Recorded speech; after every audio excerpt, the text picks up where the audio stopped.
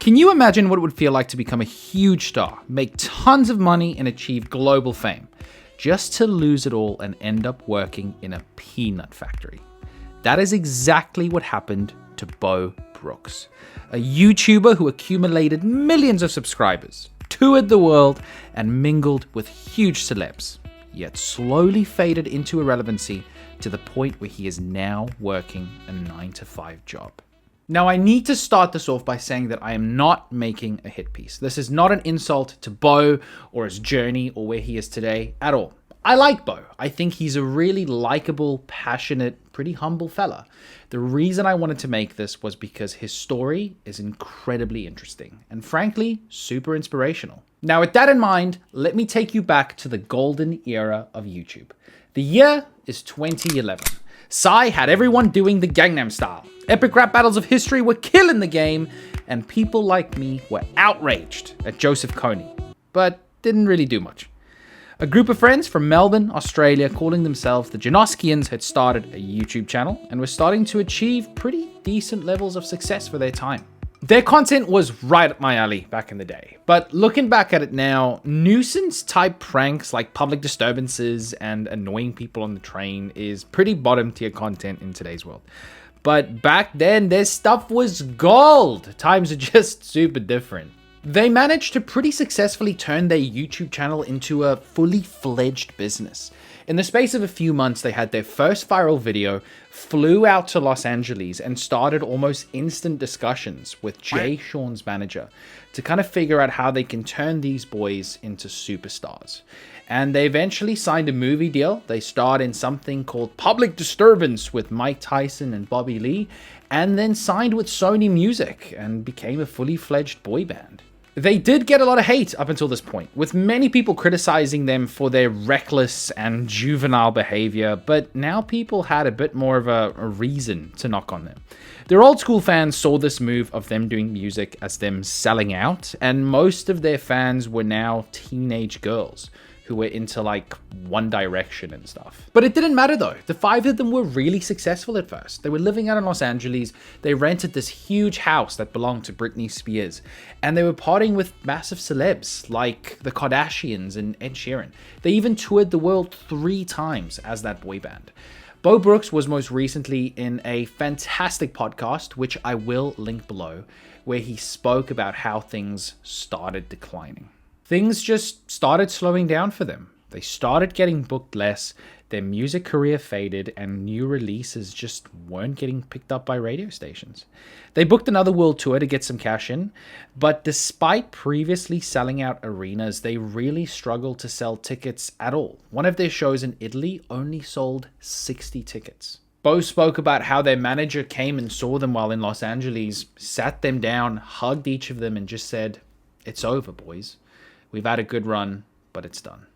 They came back to Australia with the intention of eventually going back to Los Angeles, but by this point, they were pretty burnt out, and their friendships and relationships had kind of fizzled out and broken down just a little bit, and the natural way forward was for them to break up.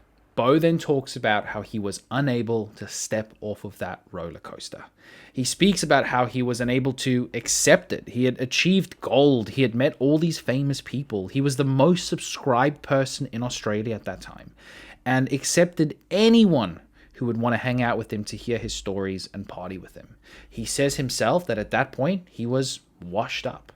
He developed a pretty bad addiction to coke, Valium, and alcohol during his time back in Australia, and he would party just all the time. He said that he just couldn't slow down. He wanted to keep that train going, and it all kind of came to a head on the night of his mom's 50th birthday party. He had a bunch of friends over, and he said he just took too much stuff, and he overdosed and almost died. He woke up the next morning sober with a completely changed sense of reality. And it was at that point where he realized that he had to get his shit together. As you can imagine, readjusting to normal life is tough. This guy's lived the craziest life. He's done the coolest things. Now he's got to come back and just be a normal bloke. Like, that's really difficult.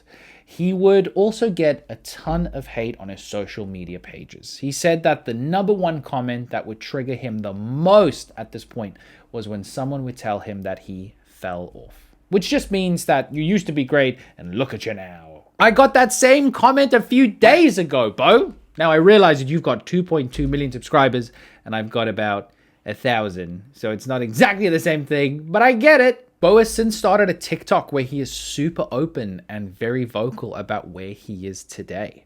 He had to get a 9-to-5 job. He had to become a regular jack-off like everyone else.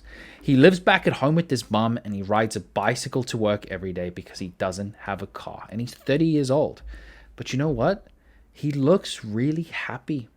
He faced his failures and his demons head on and is now super active and a huge pioneer for sobriety. I followed him because I recognized him from the older videos and I was like, no way, it's that guy. But his posts are really good. He does things like help people get sober. And he's super transparent around him losing his job in a peanut factory, which does sound really funny, and is now working a separate job in a new factory where he makes cat food.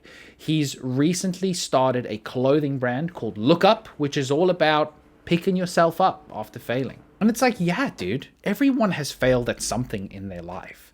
The fact that we as a society stigmatizes failure like it's some taboo concept is ridiculous. I have failed at many things in my life. You know what? So have you. And the coolest thing to me is to have someone like Beau who had the world in the palm of his hands and who lost it all and now has to restart everything by the age of 30. Be a huge advocate for being kind to yourself and realizing that that's just life sometimes and you can't control everything. And just to treat yourself with respect and kindness. The fact that Beau Brooks can do that, bro, so can you. What about the other guys in the Janoskians? Well, they're all kind of doing their own thing. One is like an artist, one has his own family. They've all just gone their own separate ways. But they still remain to be this incredible enigma of this group of people that came from the middle of nowhere in Australia, made it huge in America, lived these crazy lives, and then just retracted back. And now is just kind of living where they used to live. Hey, they had these incredible experiences that 99.999% of people will never have. I, for one, look forward to your journey, Beau Brooks.